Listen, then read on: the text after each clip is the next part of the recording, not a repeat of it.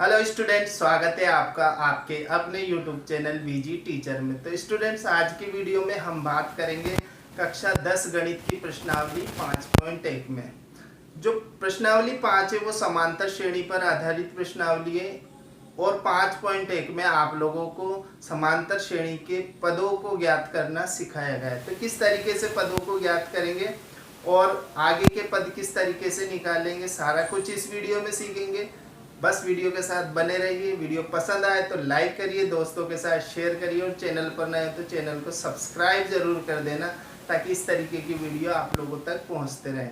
तो शुरू करते हैं आज का वीडियो और देखते हैं कि समांतर श्रेणी का प्रश्न नंबर 2 जो आप लोगों से पूछा गया है वो क्या है। दी हुई एपी के प्रथम 4 पद लिखिए जबकि प्रथम पद ए और सार अंतर डी निम्नलिखित है। तो यहाँ पर आप लोगों को ज्ञात करने हैं 4 पद। सबसे पहले बात आती है एपी की। तो एपी का मतलब होता है अर्थमेटिक प्रोग्रेशन यानी समांतर श्रेणी। तो इसके 4 पद कैसे निकालेंगे, देखो यहाँ पर आप लोगों से 5 प्रश्न पूछे गए हैं। प्रश्न नंबर 2 में पहला सवाल है a बराबर 10 d बराबर 10, दूसरा सवाल है a बराबर -2 d बराबर 0 और a बराबर 4 d बराबर -3 a बराबर -1 d बराबर 1/2 और a बराबर -1.25 इंटू 0.25 माइनस। ठीक है, तो इसके द्वारा आप लोगों को 4 पद ज्ञात करने। अब बात करते हैं कि सूत्र कौन सा लगाना है। तो समांतर श्रेणी का जो प्रथम जो सूत्र लगाना है वो आप लोगों को क्या करना है, जैसे प्रथम पद ज्ञात करना है तो प्रथम पद का मतलब आप लोगों को यहाँ पहले ही दे रखा है प्रथम पद। ठीक है, इसको हम नाम देंगे a1 बराबर a। ठीक है, तो ये वाला जो पद है आप लोगों को प्रथम पद तो दे ही रखा है। ठीक है, अब दूसरे पद की बात करें तो दूसरा जो पद है उसको आप a2 लिखेंगे और सूत्र क्या लगाएंगे, a प्लस डी। ए प्रथम पद और डी क्या है, सार अंतर। ठीक है, सार अंतर है। जो समांतर श्रेणी होती है वो प्रथम पद और डी से मिलकर बनी होती है। ठीक है, डी का मतलब है सारवंतर यानी कि जितने भी पद होंगे समांतर श्रेणी में उनमें समान डिफरेंस को हम सारवंतर बोलते हैं। ठीक है, तो अब हम a प्लस डी निकालेंगे तो a और d का मान यहाँ पुट करेंगे तो a का मान तो हमारे पास आ गया कितना 10 प्लस d का मान कितना दे रखा है हमें 10। दोनों को जोड़ेंगे तो कितने हो गए, 20 हो गए। तीसरा पद निकालेंगे हम a3। अब यहाँ पर a3 में आप लोगों को ध्यान देना है कि a3 को हम कैसे लिखेंगे, a प्लस 2d। यहाँ जब तीसरा पद निकालना है तो d कितनी बार लेना है, 2 बार लेना है। तो a प्लस 2d तो a 0 10 प्लस 2 गुणा d का मान रखेंगे 10।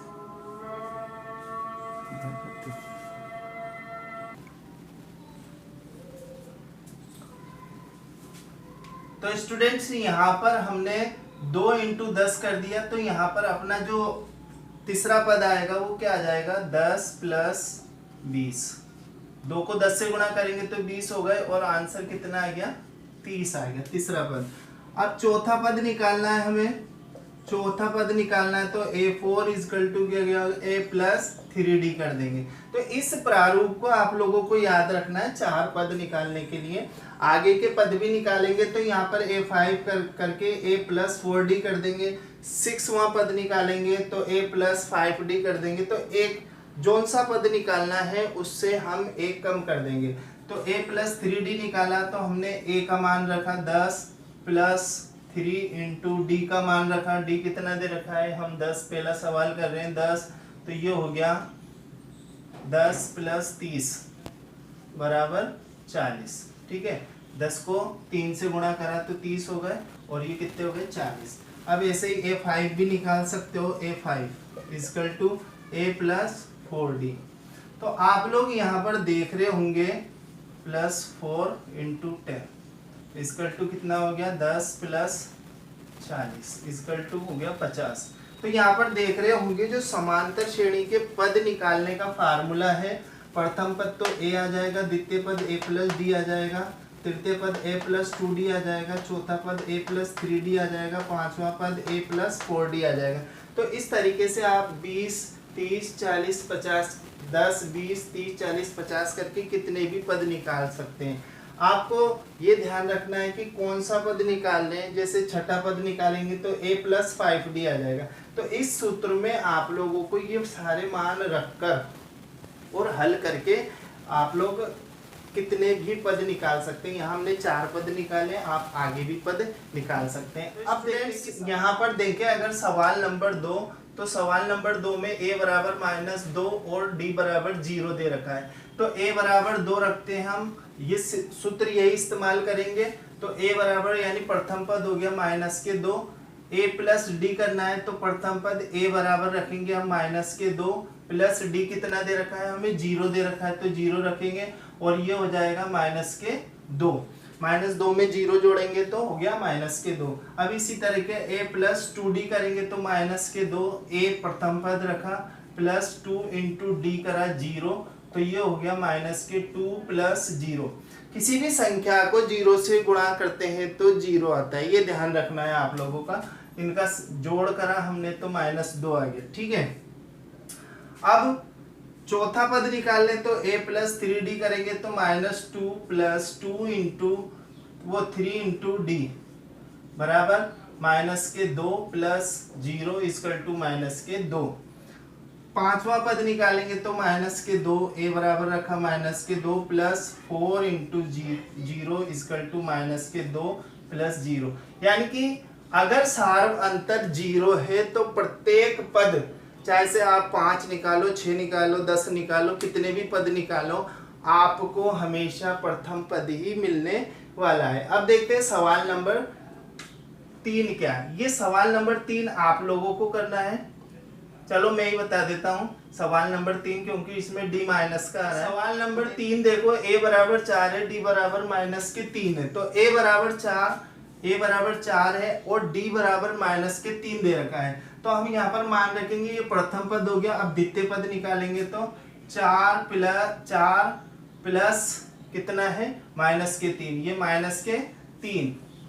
अब देखो यहाँ पर जो हमारा पद आएगा वो क्या आ जाएगा, 4 प्लस को माइनस से गुणा करेंगे तो क्या आ जाएगा -3 इक्वल टू प्लस का 1, ठीक है। ये हो गया दूसरा पद। तीसरा पद निकालेंगे तो 4 प्लस 2 इंटू -3, ठीक है। तो ये कितना हो जाएगा 4 -6, 3 दूना 6 और ये माइनस प्लस से गुणा होके माइनस हो गया और हमारा पद आ गया -2, ठीक है। अब चौथा पद निकालेंगे तो 4 प्लस 3 इंटू -3। हर जगह जहां जहां d आ रहा है वहां पर आपको क्या करना है, -3 रखना है। तो सॉल्व करेंगे तो 4 -9 हो गए, तो कितना आ गया -5 आ गए।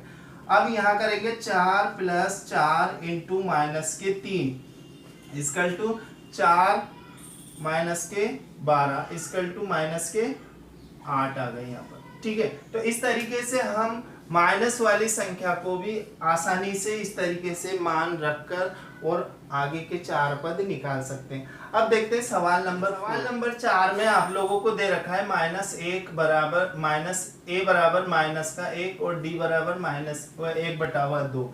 तो मान रखेंगे प्रथम पद तो हमारे पास -1 ही हो जाएगा, ठीक है। और द्वितीय पद क्या होगा, a प्लस d, यानी कि -1।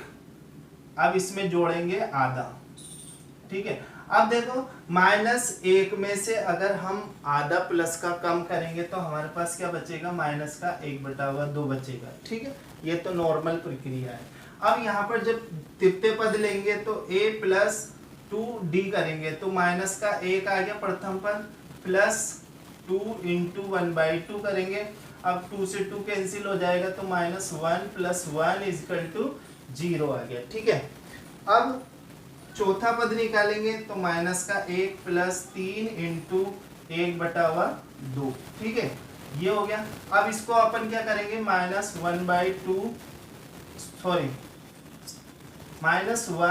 प्लस 3/2 करेंगे। तो इसका हम क्या करेंगे, एलसीएम लेंगे। एलसीएम लेने के लिए आप लोगों को इसको इस तरीके से लिखना पड़ेगा। एक की टेबल में 2 कितने बार पे आता है, 2 टाइम पे 2 को 1 से मल्टीप्लाई किया तो 2 आ गया, है ना।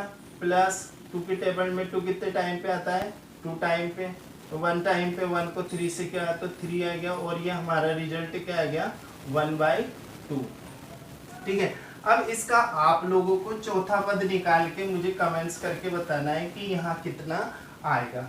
और ये जो पांचवा सवाल है इसी तरीके से आप लोग इसको भी हल कर सकते हैं। तो देखते हैं पांचवा सवाल है आपका, उसमें आप लोगों को दे रखा है a = -1.25 और d बराबर -0.25। तो प्रथम पद रखेंगे अपन माइनस का 1.25 और d रखेंगे हम, अब ये प्रथम पद आ गया, अब d कितना आया माइनस का 1.25 और प्लस करेंगे इसको तो ये -0.25।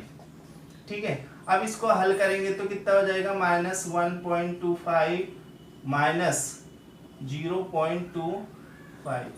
अब देखो दोनों संख्याएं माइनस की है तो 1.25 में 0.25 जोड़ा तो कितने होगा 1.50 माइनस के। इसी तरीके से दूसरा करेंगे अपन, माइनस के 1.25 रखा है एक ही वैल्यू और प्लस 2 इंटू 0.25 करा माइनस का, है ना। तो कितना आ जाएगा हमारे पास -1.25 माइनस, अब 25 को हम 2 से मल्टीप्लाई करेंगे तो ये हो गया 0.50, इनको जोड़ा हमने तो कितना हो गया -1.75। तो इस तरीके से आप लोग चौथा और पांचवा पद भी ज्ञात कर सकते हैं और कमेंट्स करके जरूर बताइए कि इसका आंसर कितना आया। तो ये था आपके प्रश्नावली 5.1 का दूसरा सवाल। कमेंट्स करके जरूर बताइए कि वीडियो कैसा लगा, सवाल समझ में आया या नहीं आया।